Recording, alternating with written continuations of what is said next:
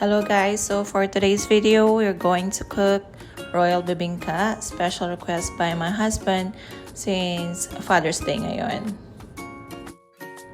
Here's the ingredients, just take notes of it po. Pasensya na kasi isiningit ko na lang yung butter kasi nakalimutan ko yung video kanina. So first, ilagay po natin ang glutinous flour and sugar. Then, haluin lang po natin ng mabuti hanggang sa mag-well combine po yung dalawang ingredients natin.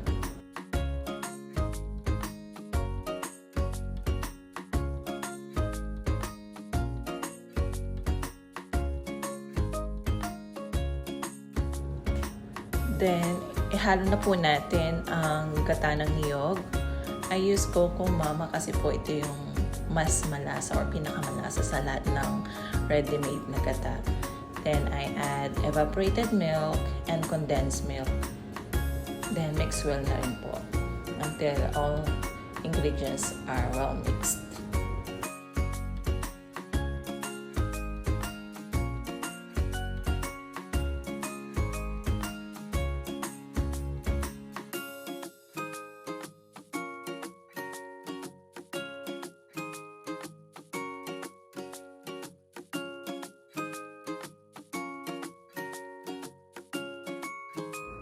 Haluin lang po natin ng mabuti hanggang sa mawala ang mga lumps. It means all the ingredients are well combined kapag po clear or wala na pong mga lumps yung ating mixture or yung ating butter.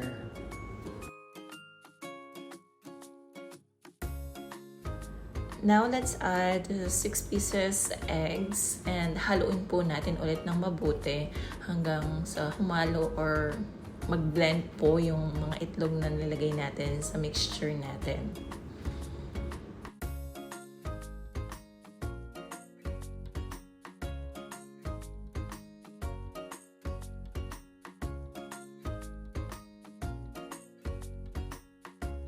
Lastly, let's add 4 tablespoons of melted butter at haluin po natin ulit until all ingredients are well combined. Then, sasalain na po natin after. Now, use a strainer para masala po natin yung ating mixture para maalis po yung mga natitirang lumps sa ating mixture. Then, ready na po ito for baking.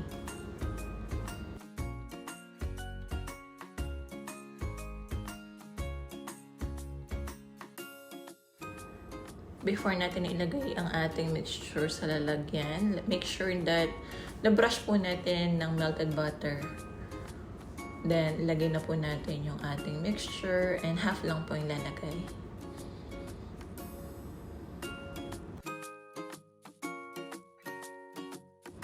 So, obviously, hindi po ako yung naglagay doon sa oven natin. Ang asawa ko po yung naglagay. Ilagay po natin sa preheated oven na may 180 degrees Celsius for 20 minutes. So while waiting po, eto, we grated the cheese na ilalagay natin as toppings doon sa ating Royal Bibingka.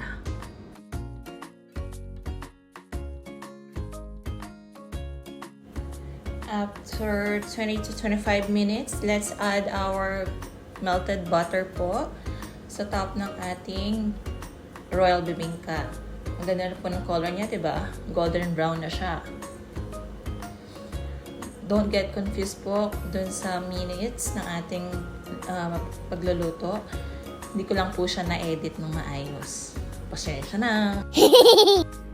Pero yung initial time po ng ating pagluluto is 20 to 25 minutes. Yun po. Now, let's add our grated cheese sa ating Royal Bibingka to add more flavor on it. And leave it for another 40 minutes or until cooked. Kung mapapansin nyo po, malaki po yung Royal Bibingka na ginawa natin dahil wala tayong muffin molder. Para sana mukha talaga siyang Royal Bibingka. Pero since kami lang po yung kakain nito, kaya malaki po yung niluto namin. Kung mapapansin nyo po, iba siya doon sa mga Royal Bibingka na ginagawa or usual Royal Bibingka ng mga ibang video tutorials. One eternity later. At naluto na nga ang ating royal bibingka. Kainan na! Sarap, diba?